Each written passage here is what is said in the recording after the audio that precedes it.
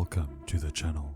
If you're a fan of horror stories, you've come to the right place. On this channel, you'll find stories that are true, some are fictional, but as long as they send a chill down your spine and make the hair on the back of your neck stand up, if you like that sort of thing. A fair warning though, some stories contain graphic, violent or sexual content, so viewer discretion is advised. So without any further ado, let's get into it.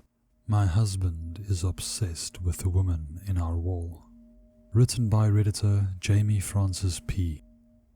Let's call her Jane because I don't know her real name and neither does Andy. He's been obsessed with her from the moment he laid eyes on her when we found her body in the wall. It's not healthy at all. You might be thinking, oh sure, blame it all on the other woman. Your husband is a grown-ass man and is just as much at fault as she. Typically, I'd agree with you. Typically, I'd say I didn't want to be in a relationship with someone that isn't interested in me anyways, but I believe that something is very different with our current situation. I think my husband is in danger. She left him a note this morning, written on the back of a torn piece of old wallpaper that plasters the walls of much of the house. I was with him when he found it among his supplies. He held it to his chest dreamily, refused to let me see it. If that wasn't bad enough, I eventually found where it came from. A patch of wallpaper was missing from the wall in the kitchen, 10 feet from the ground. I couldn't help but picture her scaling the wall unnaturally. In my imagination and nightmares, that I've had more of recently by the way, she comes and goes from the attic and crawls along the walls, always faceless, nameless. Andy is an artist and I do freelance graphic design, so it was easy enough for us to pack up and move out here. He mainly paints landscapes, but will include people when it feels right. He confided in me that he felt he was losing any talent he may ever had. Maybe he didn't have any in the first place. Maybe he wasn't even an artist at all. He'd just gotten lucky that a few of his pieces were extremely popular since some recent ones had been received with mediocre feedback. I thought his work was incredible and told him so. I told him that's how it is sometimes, and I felt the same with my work on occasion. But make something you're happy with. Not everything will be perfect. Though it remained unspoken, we both thought he needed a change of scenery. When he did eventually and nervously asked me what I thought of moving out to the country, I quickly agreed. I was born in the Midwest and still at times found life in the city to be overwhelming, not to mention expensive considering our inconsistent paychecks. We found this little farmhouse miles and miles from the closest town of under 500 people. I think it had been owned by the city or bank, because we bought it sight unseen other than the one picture of the exterior on the website we found it on. I mean, we figured it needed work, but we could afford it, so that was a major selling point. But we've made a terrible mistake that may take our lives, or at least his. It turns out that we own this house on paper only. The true owner is whatever we share this space with. As we first stepped out of the car and traversed the dusty driveway up to the house, I couldn't help but notice the items littering the yard, like disjointed snapshots of the lives of prior residents. Disintegrating women's shoes and stained clothes half buried in the dirt. A sun-bleached jewelry box with deep and messy rips through the wood. A heart-shaped wedding frame with a squelching black liquid in place of a photograph. Of course, none of this had been in the picture of the house when we saw it online.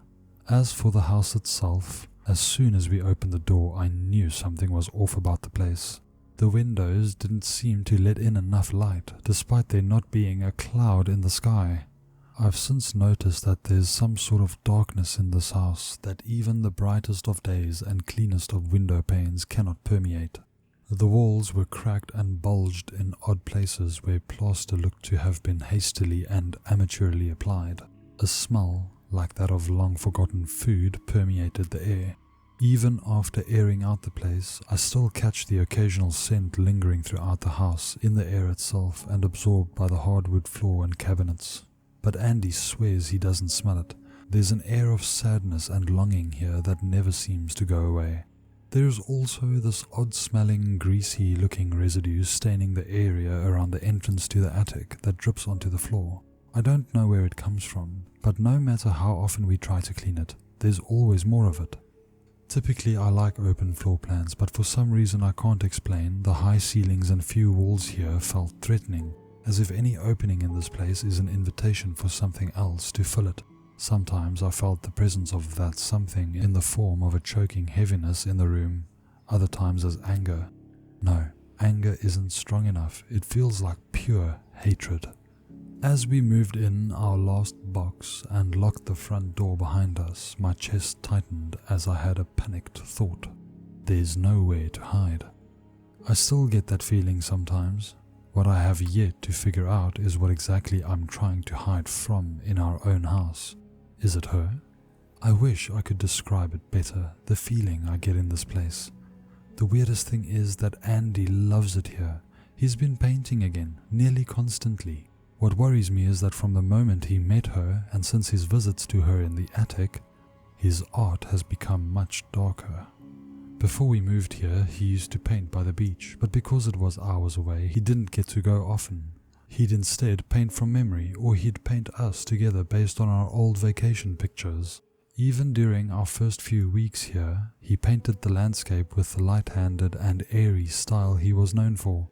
After he met her, he still painted landscapes, but much darker. He'd painted the farmland you can see from outside our window, but the tall stalks of amaranth that he'd once painted as they swayed in the wind like ocean waves on the grain became a scorched and blackened field. The sky was a shade of red-orange, but in the way that indicated a long burning fire in the night, not a serene sunset. Instead of people, he painted long things with strange bodies and heads that rose above the blackened stalks, twisted and curving in ways that no neck ever should. I'd gone into town a few times, but the people there were not friendly at all. Not at all like I remembered people in the place I'd grown up in. Although, to be fair, they were typically friendly until they found out where we lived. They weren't even rude. More so the way they treated us reminded me of how my parents treated an injured bird I'd found as a child. They'd told me not to name it, not to get too attached, because they knew the poor thing wasn't going to make it and didn't want me to get my heart broken. As bad as things are during the day, the nights are always worse. Not only is each night an ordeal inside the house, but outside as well. I don't go out if it means I'd be coming or going after the sun sets. Once I glanced at the fuzzy nighttime footage of the thing that spends the daylight hours under the rusted Ford Bronco in the yard was enough to make me regret us ever installing that video doorbell. The house was creepy when we moved in, yes, but it all went downhill after we tried to renovate the place. We'd started with removing the haphazard patches of plaster on the walls so we could replace them with actual drywall, since those were the biggest eyesore. That's when we met Jane. As we had cut through the first lumpy and malformed portion, a long swath of white, blonde, braided human hair tied up in a green ribbon spilled out. I had screamed, and Andy gasped and jumped back. The hair was stained and sticky, parts of the head it was attached to just barely visible in the shadows beyond the opening. We didn't need to cut into the wall further to know that we'd found something terrible. Andy went to grab his phone to call the police, and I had to leave the room and buried my face in my hands. When Andy went back in, he called me over, his voice shaking. She was gone. Only a few strands of pale hair tinged red at the roots snagged on the jagged drywall remained to assure us that she'd ever been there at all. That was the last time we've tried to change anything about this house, but things are still going downhill fast. Although I haven't seen her again, I can feel that she's still here. Worse, he has become utterly obsessed with her. One night I woke up hearing creaking footsteps from the attic and panicked. I turned over to wake up Andy, but he wasn't there. I looked for him everywhere and eventually found footprints in that liquid leading up to the attic. I listened closely and could hear his voice. He was having a one-sided conversation and laughing. I had started to climb up the old wooden rungs myself, until I felt something up there hovering right by the pitch-black entrance, almost as if it was daring me to come to it in the darkness. He goes up there almost every night now. When he does sleep in our bed, I swear I've woken up to him hovering mere inches from my face. the look he gives me when he does this. Well, I'd never seen such a look on his face before we moved here. And maybe it's coincidental, but it looks like he's aged a decade or even two in the past few months. He doesn't leave the house at all, and barely eats. On top of all that, his paintings are getting worse. They aren't even coherent anymore, just dark paint smeared across the canvas with no apparent method to his madness. He's also become quiet and withdrawn. He still talks, just not to me. I hear his voice echoing from the attic at night, and sometimes when he thinks I can't hear, I'll catch him talking to the walls themselves during the day. I know he's talking to her, because he uses the same loving tone that he used to use with me. Some of my things have disappeared too. The other day I found some jewelry Andy had given me years ago glinting in the sun, carelessly tossed outside as if its very presence in the house was deeply offensive. Yesterday he painted over what had been his favorite painting of us on vacation that we'd had above the fireplace since we moved in. Muddy reds and black had been applied madly across the once beautiful landscape, covering us and the tall redwoods in incoherent smears. He then hung it back up as if that was perfectly normal and without as much as a comment, although he did have an odd smile on his face. I don't know what she is or what's gotten into him, but I'm worried about him. Each day he seems to get worse, and I've noticed he's started wearing a tattered and stained green ribbon tied around his wrist. How do I get him to stop seeing her? Thank you for watching. If you liked this video, let me know and hit that like button. Subscribe to the channel and ring my bell so that you don't miss out on future videos and awesome spine-tingling, goosebump-giving stories. If you don't do these things, the like button will haunt your dreams and stalk your days forever.